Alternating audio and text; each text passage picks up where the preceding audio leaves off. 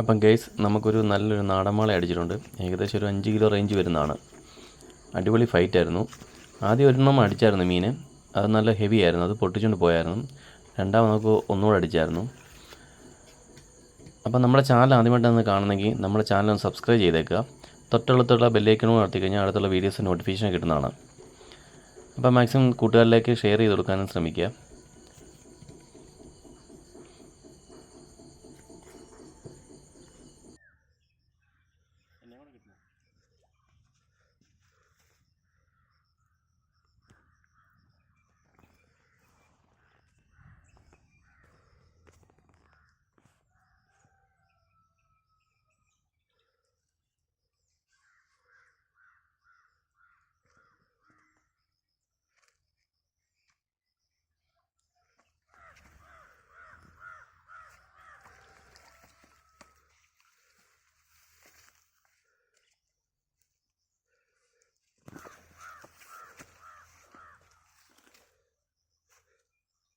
അടിപൊളി ഒരു വാള.